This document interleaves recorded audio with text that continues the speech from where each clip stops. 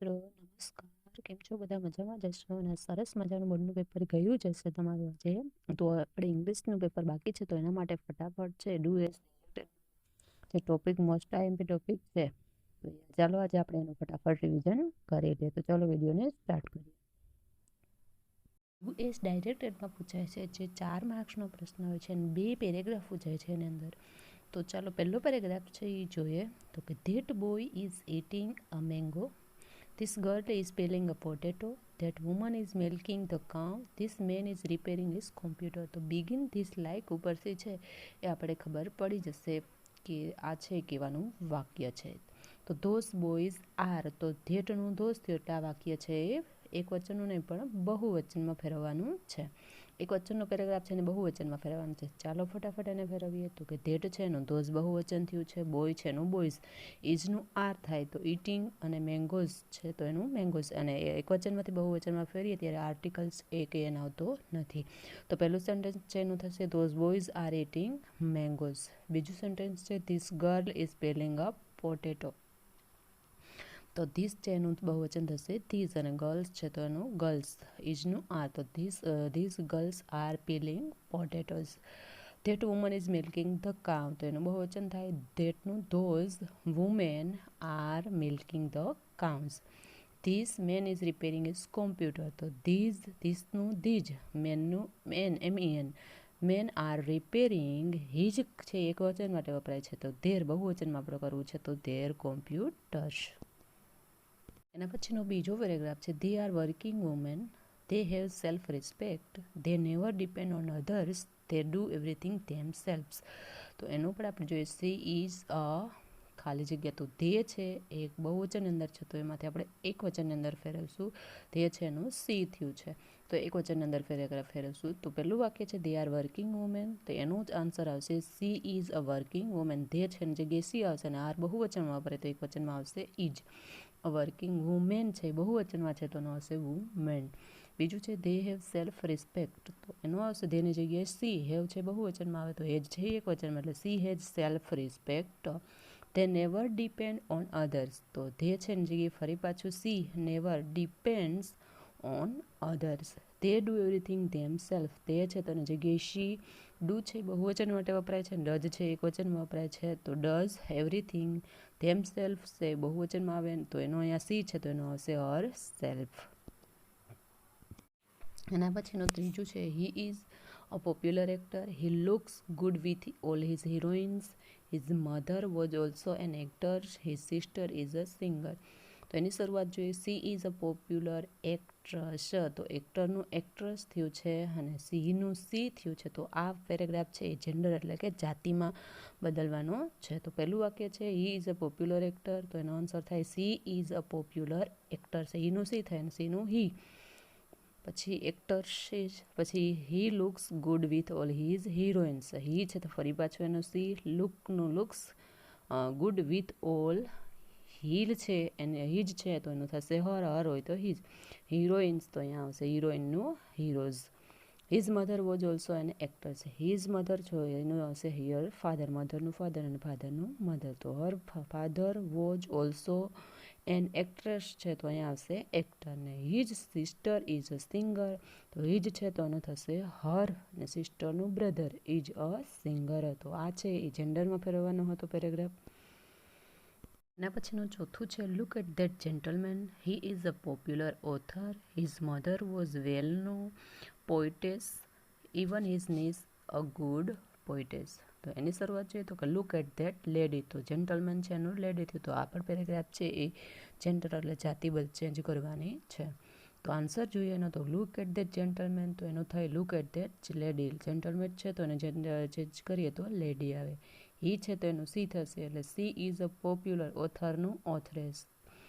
હર his mother છે તો અહીંયા આવશે હિઝનું હર ને મધરનું ફાધર, વોઝ અ વેલનો ઓથરેસ, સોરી પોઇટેસ છે તો એનું પોઇટ થશે. ઇવન હિઝ નીઝ, તો ઇવન હિઝનું હર અને નીસ એટલે ભત્રીજી તો એનું થશે નેફ્યુ એટલે ભત્રીજો, તો નીસનું nephew is a good poet, poetess છે તો એનું થાય પોઇટ. પછીનો પાંચમો પેરેગ્રાફ છે Lata is a pupil, she loves to read stories in English. Does she like poems? Oh yes, she does. તો એનું જોઈએ તો કે લતા છે ને જગ્યાએ ધી આવ્યું છે, તો લતા એ એકવચનની અંદર છે, તો આને લતાની જગ્યાએ ધ્યેય મૂકી અને વાક્ય બનાવવાનું છે. તો ચાલો બનાવીએ. લતા ઇઝ અ પીપલ, તો લતાની જગ્યાએ ધ્યેય મૂક્યું એટલે બહુવચનમાં એની જગ્યાએ આવશે ક્રિયાપદ આર, અને પ્યુપિલનું પ્યુપિલ્સ, તો they are pupils. C loves two read story in English, C છે ને જગ્યાએ ધ્યેય આવે, લવ્સ છે એટલે એસ વાળું રૂપ છે એકવચનમાં આવે, તો અહીંયા ખાલી મૂળ ક્રિયાપદ આવશે love to read stories in English. Does she like poems, does છે એ સી ઇટમાં એટલે ત્રીજો પુરુષ એકવચનમાં વપરાય છે, અને ડુ છે એ બહુવચનમાં, તો ડઝ છે તો અહીંયા આવશે ડુ અને સીનું they, like poems. Oh yes, she છે તો એનો આવશે ધે અને ડઝનું ડુ. એના પછીનો છઠ્ઠું છે કે the children went for a picnic, they enjoyed the ride by bus, they sang songs and danced, they also ate snacks. તો એનું બિગિન લાઈક ધીસ જોઈએ તો કે ધ ચિલ્ડ્રન ગો, તો વેન્ટ છે એનું ગો થયું એટલે વેન્ટ છે ભૂતકાળનું છે આ પેરેગ્રાફ, એને ગો એટલે વર્તમાન કાળમાં ફેરવવાનું છે. સાદા ભૂતકાળનું હોય તો સાદા વર્તમાનમાં ફેરવવાનું હોય, ને સાદા વર્તમાનનો જો પેરેગ્રાફ હોય તો સાદા ભૂતકાળની અંદર. તો અહીંયા સાદા ભૂતકાળનો છે તો ચાલો સાદા વર્તમાન કાળની અંદર એને ફેરવીએ. તો પેલું છે the children vent go for a picnic, તો ચિલ્ડ્રન ગોનું વેન્ટનું થશે ગો ફોર અ પિકનિક. તે એન્જોયડ, એન્જોયડ છે તો તે એન્જોય આવશે, એન્જોયડ ભૂતકાળનું રૂપ અને એન્જોય વર્તમાનમાં. The ride by bus. તે સેંગ સોંગ, સેંગ છે તો એનું મૂળ ક્રિયાપદ થશે સિંગ, કેમ કે ધે છે એટલે બહુવચન જોડે મૂળ ક્રિયાપદ આવે sing songs. And dance. They also eat snake, they also eat છે તો એનું આવશે EAT મૂળ ક્રિયાપદ થાય ઇટ સ્નેક્સ. જો તે બીજું રૂપ હોત તો એનો ઇટ SKES વાળું રૂપ હોત, અહીંયા બહુવચન છે ધે એટલે એમાં મૂળ ક્રિયાપદ આવ્યું છે.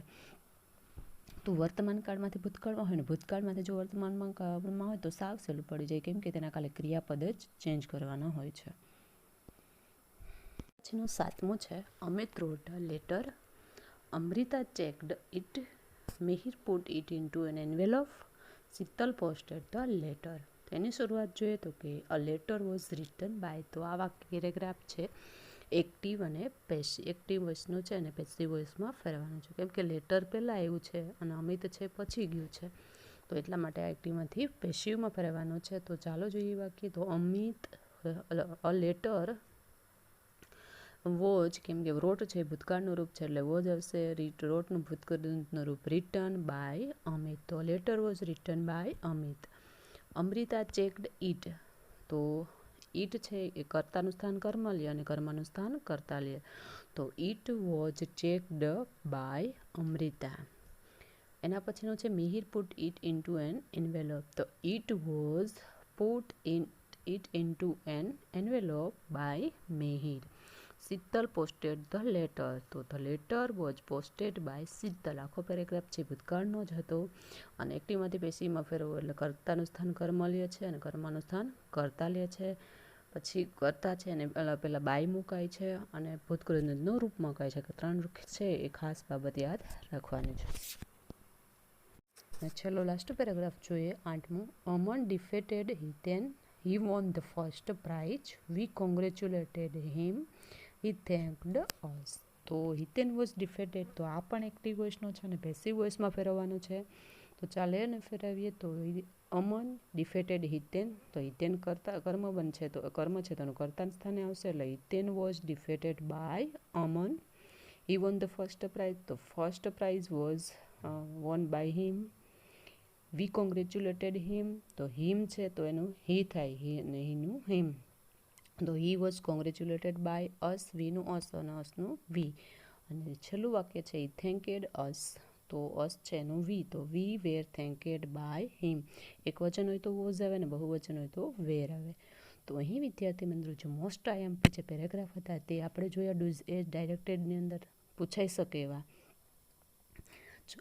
અને જે આ પ્રશ્ન છે એની અંદર 4 પ્રકારના પૂછી શકે. એક તો ટેન્સ છે વર્તમાનનું ભૂતકાળમાં અને ભૂતકાળનું વર્તમાનમાં પૂછી શકે છે, એક્ટિવનું પેસિવ અને પેસિવનું એક્ટિવમાં પૂછાઈ શકે છે, અને જેન્ડર ચેન્જ કરવાનું અને એકવચનનું બહુવચન 4 બાબત છે પૂછાય છે. જો અહીં તમને આ વિડીયો પસંદ આવે તો લાઈક કરો, સબસ્ક્રાઈબ કરો અને બીજા વિદ્યાર્થી મિત્રો સુધી શેર કરો. Thank you.